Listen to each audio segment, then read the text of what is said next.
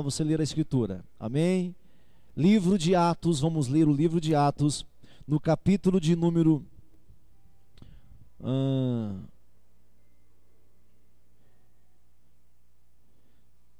Vamos ler o capítulo 25, verso 13, e eu sei que hoje era o 26, tá bom? Mas vamos dar uma caminhadinha por aqui, amém? Atos, capítulo 25, versículo 13, é apenas para a gente recordar, tá ok? E a gente volta já. Atos, bom, já falei para você que você não pode esquecer, estamos acabando também, né? O livro de Atos, não pode esquecer. O que nós aprendemos com o livro de Atos? Que esse povo era um povo cheio do Espírito Santo. Esse é o grande tema de Atos. Não é missões, embora está cheio de missões aqui. Não são as pastorais, embora esteja cheio de palavras pastorais aqui. É libertação, também está cheio de libertação aqui, nesse livro. Mas o alvo desse livro é mostrar como um homem, uma mulher, andando no Espírito, o que Deus faz através dessas pessoas. Como Deus faz a vontade dele. Quando você anda no Espírito, que é muito difícil, pensa que é fácil? E pensa que andar no Espírito é andar todo emocionado. Não é isso não. Andar no Espírito não é andar todo emocionado. Para começar, o Espírito Santo tem uma arma, tem uma ferramenta, não tem? Qual é a ferramenta do Espírito Santo? A palavra. Muito bem, a palavra. A espada do Espírito é a palavra de Deus. Não é porque eu fico vendo gente por aí metida a ser cheio do Espírito Santo e não ama a palavra de Deus. Ah, irmão, sinto muito, ó, você está com problema. Se você não ama a palavra de Deus, se você fala, a Bíblia, quando dá eu leio, você está com probleminha, querido, sinto muito, não quero falar mal não. Mas se você não ama a ferramenta do Espírito Santo, ó, você está em maus lençóis. Não queria falar não, mas você está. Não quero ser chato, mas assim, tenho grandes dúvidas a respeito da salvação. Porque um salvo só pode ser salvo pelo Espírito Santo. Então, se você não ama a Escritura, querido, você tem probleminha. Tem probleminha, tá bom? É só para você ficar esperto. Então, o que nós aprendemos com o livro de Atos? O que Deus faz com um homem ou uma mulher que anda no Espírito, que dá vazão ao Espírito Santo, que se permite ser guiado pelo Espírito Santo. É isso que nós estamos aprendendo. E aqui o nosso amigo Paulo está preso, né, irmãos? Você conhece algum apóstolo preso hoje no nosso Brasil? Algum pastor preso hoje, ou assim, que está... Você conhece? Eu também não conheço não. O nosso amigo Paulo está preso, né? Desde o meio do capítulo 21, o nosso amigo Paulo está preso. E aí já apareceu um comandante, depois apareceu um governador, aí o governador já saiu do poder, já entrou outro governador e o Paulo está preso, não é assim que nós vimos aqui? Tinha um comandante... Depois os judeus queriam matar o Paulo. Aí o comandante, inspirado por Deus, escondeu o Paulo, mandou para outro lugar. Aí veio um governador. Aí o governador saiu do poder. Aí entrou outro governador. Aí veio um advogado e o Paulo está preso. E Deus está fazendo a obra dele. E muitas vezes nós estamos reclamando porque estamos passando por uma situação que o Senhor nosso Deus está vendo. E com certeza Ele está usando aquela situação. E muitas vezes eu e você estamos reclamando. Ó, irmãos. Ler a história de Atos é tão fácil, né? Olha, que linda história, que bela história. Mas e passar por aquelas situações? Eu não quero dizer que você tem que ser preso na cadeia para dar testemunho de Deus. Eu, pelo menos, não quero ser preso para dar testemunho. Então, dê testemunho no mercado, na escola, na rua, na quadra de esportes. Dê testemunho lá. Para que ser preso? Paulo foi preso aqui. Pedro não foi, mas Paulo foi. Amém? Então vamos ler a partir do 13, só para você ver o contexto só, tá? Só para isso, tá bom? Não vamos ficar aqui não. Então, verso 13 do capítulo 25. Passado alguns dias, o rei Agripa... Não era aqui que eu estava não. Não é aqui não. Vamos voltar para cá. Era o 24, era isso. O 24, 22. Tá bom? 24, 22. Nós vamos lá. Vamos para o Agripa depois. 24, 22. Vamos lá. Isso, 24, 22. Volta um pouquinho a página. Então Félix, conhecendo mais acuradamente as coisas com respeito ao caminho, ou seja, aos cristãos, ao povo do caminho, ao povo evangélico, adiou a causa, dizendo: quando descer o comandante Lísias, eu tomarei inteiro conhecimento o vosso caso. E mandou ao centurião que conservasse a Paulo detido, tratando com indulgência, ou seja, com cuidado, e não impedindo que os seus próprios o servissem, o visitassem. Passado alguns dias, vindo Félix com Drusila, sua mulher, que era judia, mandou chamar Paulo e passou a ouvi-lo a respeito da fé. Passou a ouvi-lo a respeito da fé em Cristo Jesus, dissertando ele acerca da justiça. Dissertando ele acerca da justiça, do domínio próprio, da vontade do homem e do juízo vindouro. Olha a conversa do Paulo, como a coisa foi séria. Até falando sobre o juízo vindouro, os fins dos tempos, o fim do mundo, né? Falou sobre isso. E o Félix ficou o quê? Amedrontado. O Félix ficou apavorado. E você sabe que falar sobre os fins dos tempos, o fim do mundo, sempre gera um desconforto, né, irmãos? É, não é? A pessoa que está ali pisando fora da faixa, só falar do fim do mundo, o povo fica meio... né? Então, assim que estava. Então, Paulo falou sobre esses 3 tópicos, né? Da justiça, da vontade própria, da questão da vontade do homem e do juízo vindouro.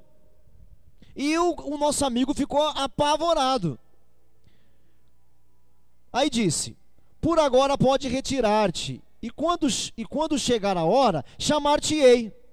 Esperando também esse cara aqui, ao mesmo tempo que Paulo lhe desse dinheiro, pelo que, chamando-o mais frequentemente, conversava com ele. 2 anos mais tarde, Félix teve por sucessor Pórcio Festo. Então, o Félix, que era governador, deixou o poder, né? Ele não conseguiu ser reeleito. Ele deixou. Isso durou 2 anos e Paulo está preso. Querendo Félix assegurar o apoio dos judeus, manteve Paulo encarcerado. Capítulo 25. Vamos lá, 25. Tendo, pois, Festo assumido o governo da província, 3 dias depois subiu de Cesareia para Jerusalém. E logo os principais sacerdotes e os maiorais dos judeus apresentaram queixa contra o Paulo. Eles solicitavam, pedindo como favor, em detrimento de Paulo, que o mandasse vir a Jerusalém, armando ele ciladas para o... Leia comigo aí, irmãos. Para o... Mais alto, para o... esses judeus religiosos da religião judaica queriam matar Paulo. Então, fazia uma conversinha lá, uma conversinha mole com esse atual governador, querendo matá-lo. Amém? Querendo matá-lo. Na estrada. 4. Festo, porém, respondeu achar-se Paulo detido em Cesareia, e que ele mesmo muito em breve partiria para lá. Portanto, disse ele, os que dentre vós, falam para os judeus, os que dentre vós estiverem habilitados, que desçam comigo. Havendo contra este homem qualquer crime, acusem-no. E não se demorando entre eles mais de 8 ou 10 dias, desceu para Cesareia. E no dia seguinte, assentando-se no tribunal, ordenou que Paulo fosse trazido. Comparecendo este, rodearam-no os judeus que haviam descido de Jerusalém, trazendo muitas e graves acusações contra ele, as quais, entretanto, não podiam o quê? Não podiam o quê? Digam para mim bem alto, não podiam o quê? Provar. Paulo, porém, verso 8, Paulo, porém, já lemos isso aqui tudo. Paulo, porém, defendendo-se, proferiu as seguintes palavras: nenhum pecado cometi contra a lei dos judeus, nem contra o templo, nem contra o César. Então Festo, querendo assegurar o apoio dos judeus, respondeu a Paulo: queres tu subir a Jerusalém e ser ali julgado por mim a respeito destas coisas? Olha isso daqui que sério. Até aqui nós lemos, até o verso 8 nós lemos. Vamos ler de novo o 8. Paulo, porém, defendendo-se, proferiu as seguintes palavras: nenhum pecado cometi contra a lei, contra os judeus, contra o templo ou contra César. Então o Festo, o governador, querendo assegurar o apoio dos judeus, politiqueiro, né? Respondeu para o Paulo: queres tu subir a Jerusalém e ser ali julgado por mim a respeito destas coisas? Queres? a respeito dessas coisas. Disse Paulo: estou perante o tribunal de César. Estou perante o tribunal de César. Esse tribunal aqui tem legalidade. Olha o que ele está falando. Para que eu vou a Jerusalém? Você lembra aqui que queriam levar a Jerusalém, armar ciladas e matá-lo. O Festo, querendo aqui, né, fazer uma meia culpa aqui, ele fala o seguinte: vamos para lá. Paulo fala: por que, se eu estou perante um tribunal legalizado, um tribunal certo, por que eu vou para lá? Isso é sabedoria, irmão. Isso é sabedoria, prudência. Às vezes os cristãos são meio doidos. Atrás, às vezes, de ser mártires, às vezes você quer ser assim um mártir, e aí você fica fazendo radicalidade incomum. Tem que ter prudência. E sempre falar com Deus. Eu estou perante o tribunal de César, onde convém que eu seja julgado.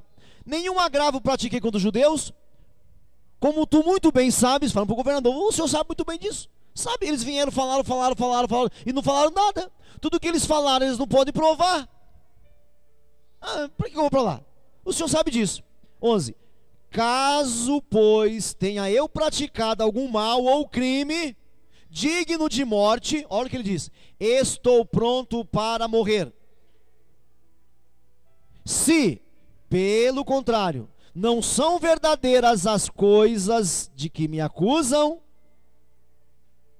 ninguém, para lhe ser agradável, pode entregar-me a eles. Apelo para o César. Bom, só para, antes de continuar, abra sua Bíblia, volta um pouquinho para trás do Atos aí, no capítulo 20. Veja como Paulo é coerente. Lá no capítulo 20, no versículo 24, um texto que nós lemos muitas vezes aqui.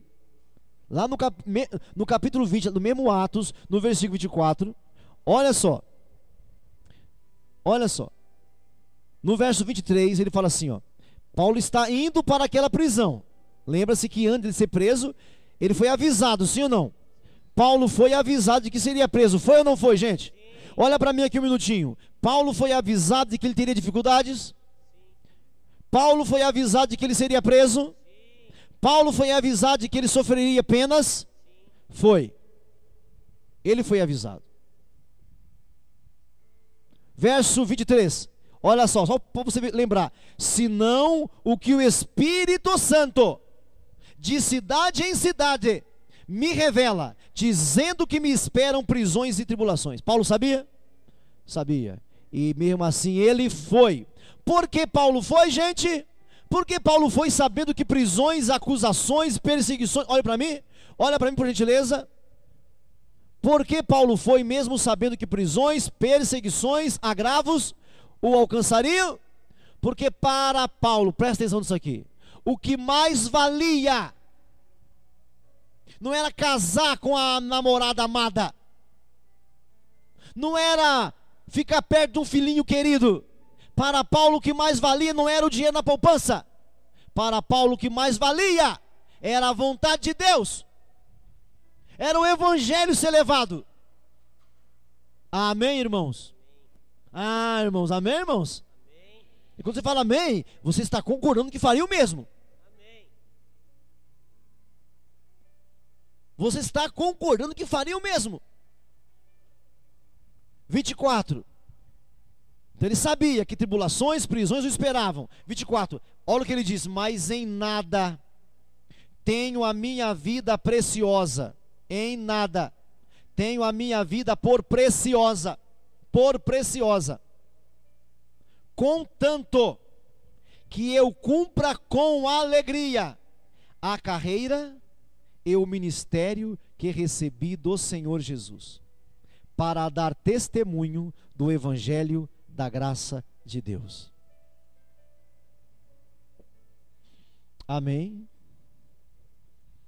Olha o que ele está dizendo: portanto, eu não tenho a minha vida em nada por preciosa, não tenho a minha vida por mais importante, contanto que eu cumpra a carreira. Todos aqui têm uma só carreira, viu? Não pensa que o irmão Zé, o irmão Clóvis, o irmão João, cada um tem uma carreira. Nós temos uma carreira. Ide e fazei discípulos. Ide e pregai o evangelho a toda criatura. Ide e falai do evangelho, anunciai a palavra da salvação. Todos nós. Se você é daqueles cristãos que acha que isso é função de pastor, você está enganado. Isso é função de todos os cristãos, todos os nascidos de novo. Então Paulo fala assim: pois em nada tenho a minha vida por preciosa, contanto que cumpra com alegria a minha carreira e o ministério que receber do Senhor Jesus, para dar testemunho do evangelho. Amém? Paulo sabia disso. Agora volta para o capítulo 25. Volta para o 25 a gente encerra. Volta para o 25. Olha lá, 25. Versículo 11. Olha o que ele diz: caso, pois, tenha eu praticado algum crime, algum mal, algum crime digno de morte, estou pronto para morrer. Não foi a primeira vez que ele falou isso, não é, irmãos? Não foi, irmãos? E ele disse muitas vezes isso nas suas cartas, né? Quem foi que disse? Estou crucificado com Cristo e vivo não mais eu. Quem disse isso? Paulo. Quem disse que era melhor morrer do que viver? Paulo. Foi Paulo. Quem foi que disse? Da agora em diante ninguém me importune, porque eu trago em meu corpo as marcas de Cristo. Quem disse isso? Paulo. Eu tenho as marcas de Cristo. Mas os cristãos de hoje não falam assim, né, irmãos? Os cristãos de hoje falam diferente. Os cristãos de hoje falam assim: hoje, hein? Hoje é dia de ganhar bênção. Hoje é dia de ganhar uma bênção. Hoje é dia de ganhar bênção, hein? Vamos para a igreja hoje. Hoje é dia de ganhar bênção. Pois é, eu não leio isso na Bíblia. O que eu leio na Bíblia é assim: que hoje é dia de eu, ou de você, ser uma bênção. Irmão. Que foi que Deus falou para Abraão? Seja uma bênção. Deus falou assim: eu vou te dar uma bênção? Não. Ele falou: se tu uma bênção. Seja a bênção. Você já teve esse entendimento? Já teve esse entendimento? Eu não sou contra Deus fazer milagre na nossa vida. Não, senhora, não, senhor. Acha que eu não leio aquelas partes? Eu te abençoarei? Leio também. Eu te abençoarei. Eu leio essas partes também. Eu serei contigo, também leio essas partes. Serei contigo, te abençoarei. Eu sei. Eu leio isso também, eu sei ler. Consigo ver essas partes. E é por isso que eu posso ser a bênção, porque Ele me fez a bênção. Ser tu uma bênção. Então, Paulo falava isso sempre. Não foi de vez em quando para assim arrepiar algumas pessoas. Verso 11: caso, pois, tenha eu praticado algum mal ou crime digno de morte, estou pronto a morrer. Se pelo contrário não são verdadeiras as coisas de que me acusam, ninguém, para lhe ser agradável, pode entregar-me a eles. Apelo a César. Então Festo, tendo falado com o conselho, respondeu: para César apelastes, para César irá. Vai para Roma agora. Vamos ler um pouquinho mais, depois a gente para. Passado alguns dias, um rei, olha para cá, o comandante Lísias, o governador, o Félix, o outro governador Festo, agora que um rei. Vamos lá. Passado alguns dias, o rei Agripa e Berenice, sua esposa, chegaram a Cesareia a fim de saudar Festo, governador. Como se demorassem ali alguns dias, Festo expôs ao rei o caso de Paulo, dizendo o seguinte: olha o que o Festo diz. Félix, o anterior governador, Félix deixou aqui preso certo homem, a respeito de quem os principais sacerdotes e os anciãos dos judeus apresentam queixa. Estando eu em Jerusalém, pedindo que o condenasse, a eles respondi que não é costume dos romanos condenar quem quer que seja, sem que o acusado tenha presente os seus acusadores e possa defender-se da acusação. De sorte que, chegando eles aqui, juntos, sem nenhuma demora, no dia seguinte, assentando-me do tribunal, determinei fosse trazido um homem. E levantando-se os acusadores, nenhum delito referiram dos crimes de que eu suspeitava. Traziam contra eles algumas questões referentes à sua própria religião, e particularmente a um certo morto chamado Jesus, que Paulo afirma estar. Olha para cá um minutinho só, olha para cá. Então, o Festo, recebendo o rei Agripa, ele presta um relatório. Ele fala: olha, rapaz, já que você veio aqui, deixa eu conversar com você, deixa eu passar um pano para você aqui. E começa: tem um cara aí que está preso, que já era preso desde os dias do Félix, o ex-governador, e assim, e fazem umas questões aí, e querem matá-lo, e não sei o que, não sei o que. E eu falei para ele que a gente não faz isso. Para julgar alguém, os acusadores têm que estar presentes. Quais são os autos da lei? Quais são os detalhes? É o seguinte: eles falam que ele não cumpriu algumas questões da lei cerimonial, da lei judaica, e eu não vi nada disso. Agora, o que Paulo fala? Paulo é o seguinte: Paulo fala que de um certo morto que está vivo. Meu irmão, olha o Espírito Santo na boca do cavalo. Você já ouviu dizer, né? Que uma mula falou na Bíblia, não falou? Quem já ouviu a história de uma mula que falou? Mas uma mula vai falar agora. A diferença da mula lá do livro de Números é que a mula do livro de Números era uma mula mesmo. Sabe a mula? A mula. Era a mula mesmo. Agora a mula aqui é um ser humano. É a diferença que lá era uma mula de 4 pés. Aqui é uma mula de 2. Entenderam ou não? Pegaram ou não?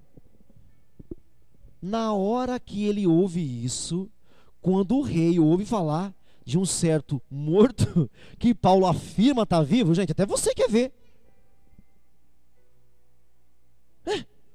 Olha, faz uns 15 anos atrás, aqui em Mogi, veio um certo pastor que tinha sido morto. Irmão, era um pastorzinho aí, um qualquerzinho aí. Falou, o cara morreu e viu não sei o quê. Aí eu fui lá ver. Fui lá assuntar. Eu sempre fui meio curioso assim, fomos lá. Eu não consegui entrar, irmãos. Tinha povo do budismo, do espiritismo, do kardecismo, estava cheio assim. Todo mundo gosta disso, né, irmão? Não? Só que era um pastor que tinha morrido e aí viveu. Um pastor que tinha um testemunho de morte e assim, teve naqueles momentos de coma lá, morto e voltou. A igreja, que era assim 2 vezes maior do que essa, não cabia nem nas portas. Então é um assunto que gera curiosidade, não é? Não vai ser diferente, veja comigo. Olha só, verso 19, 25 e 19. Traziam contra ele algumas questões referentes à sua própria religião, e particularmente certo morto, chamado Jesus, que Paulo afirmava estar vivo. Estando eu perplexo quanto ao modo de investigar estas coisas, perguntei-lhe se queria ir a Jerusalém para ser julgado a respeito disso, falando para o rei. Mas havendo Paulo apelado para que ficasse em custódia para o julgamento de César, ordenei que o acusado continuasse detido, até que eu o enviasse por César. Olha o 22. Então Agripa disse à festa: eu também gostaria de ouvir este homem. O que ele está querendo, gente? O que ele está querendo? Eu também gostaria de ouvir esse homem. Amanhã, respondeu ele, o ouvirás. Irmãos, irmãs, queridos, queridas, por que chorar, meu irmão, se Deus está fazendo a obra? Meu irmão, você não crê que Deus é soberano? Você não crê que Deus está no controle? Não, pastor, mas minha vida está de cabeça para baixo. E daí? A de Paulo também estava de cabeça para baixo. Será que você não aguenta um pouquinho só? Você não crê que Deus é capaz de usar você de cabeça para baixo? De usar uma mula?